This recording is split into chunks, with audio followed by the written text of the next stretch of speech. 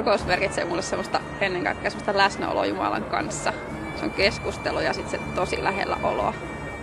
Et se on ihan valtavaa, kuinka niinku suuri voima sillä rukouksella on, että se oma rukous, vaikka se on pieni pyyntö, semmoinen pieni kipinä, niin silti sen vaikutukset voi olla ihan äärimmäiset, että se palaa niinku semmoinen suuri kokko.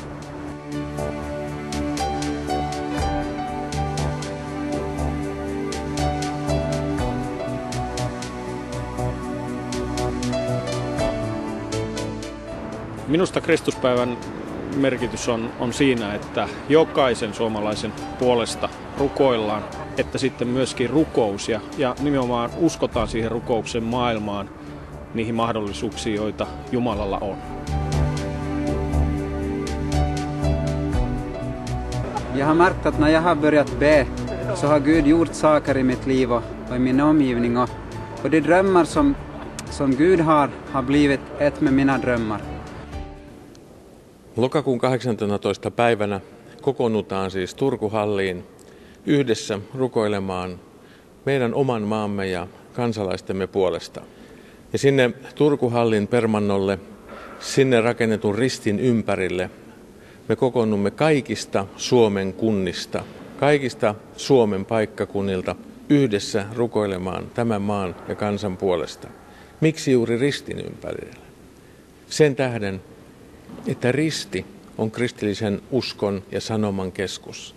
Risti puhuu Kristuksesta, hänestä, joka kuoli meidän syntiemme puolesta ja nousi kuolleista. Tämä Kristus on antanut myöskin nimen tälle päivälle, Kristuspäivä. Lokakuussa 2008 tämä halli on piukassa porukkaa, mutta silloin täällä ei olekaan Tepsin matsi, vaan halli on täynnä rukoilijoita, 10 000 rukoilijaa Suomen jokaisesta kunnasta. Tuonne areenan keskelle muodostuu Kristuksen risti, jonne rukousedustajat Suomen jokaisesta kunnasta tuo oman vaakunaviirinsä. Kristuspäivä innostaa rukoilijoita kaikkialla maassa, ja sen jälkeen kansallinen rukousliike voi levitä kaikkialle tässä maassa. Se nostaa myös rukouksen uudestaan median agendaan.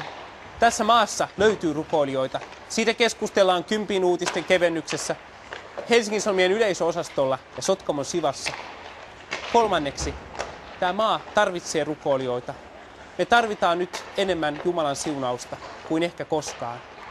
Seuraavaksi katsotaan, mitä Sveitsin Kristuspäivässä tapahtui kesällä 2004. About 20 years ago I asked the Lord, what is on your heart for Switzerland? And he impressed me and our leaders in our ministry with 2 goals we should pray for. First, that our country would become a blessing to the world again, that we would share our riches and that spiritual rivers would flow out from Switzerland to the world. And he also impressed us to pray and to work for the second goal, that in every political community, in every district, there is a cell, a community that is praying regularly and intensely for the community, for the district, for the authorities as well as the inhabitants. Switzerland is divided into 2,800 political districts. A truly national prayer movement would involve men and women of every district. But would that be possible? Would everyone be represented? A website was established to track the responses from throughout the country. God began to work in people's hearts, and by the day of Christustag, every district was represented, every representative carrying their district flag as a symbol of unity and their commitment to pray. The vision was fulfilled. Just the normal Baptists, the normal Pentecostals, the normal Methodists, they saw it. They saw it on internet. Oh, they said something is happening in Switzerland. We need to be part in this. And they also committed themselves to pray for their district.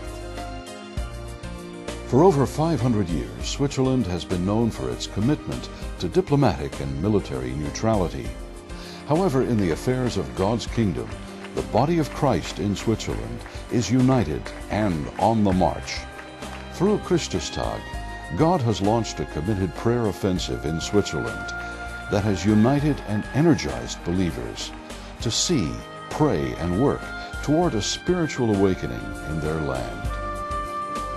Merci pour la bénédiction que tu as fait reposer sur notre nation tout au long des siècles. Signore, siamo qui per chiederti di benedire la nostra nazione. Herr, bitte vergib uns, wo wir dich ausgeschlossen haben und unsere eigenen Wege gegangen sind. Wir haben deine Hilfe nötig. Wir senden euch im Namen von Jesus Christus, dem Herr der Herren, dem König der Könige. Everyone worked together, hand in hand, like at the time of Nehemiah. When Nehemiah built up the wall together with the people of Israel, everyone built at his place, opposite of his house. This is exactly what happened in Switzerland. That from all these 2,800 communities, people stood up and said, we want to do something against the negative trend of our society. We want to stand up and pray and bless the people and take God's promises. And we want to unite with the brothers and sisters in our community.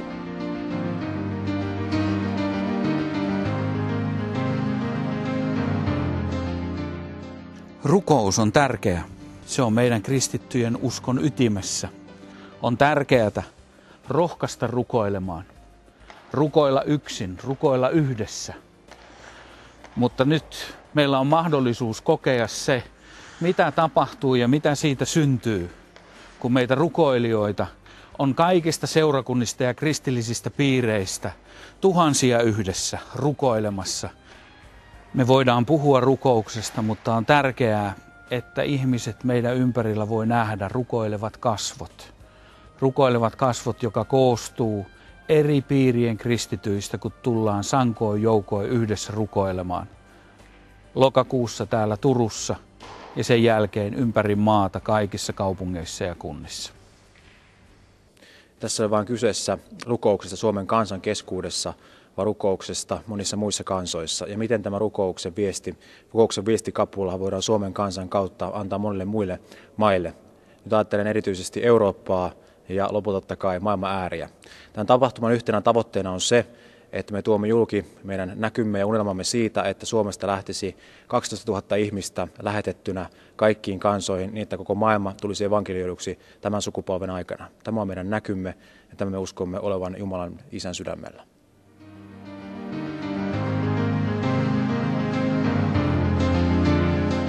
Sveitsin Kristuspäivä oli vain esimakua siitä, mihin Jumala pystyy maailman kansojen keskuudessa.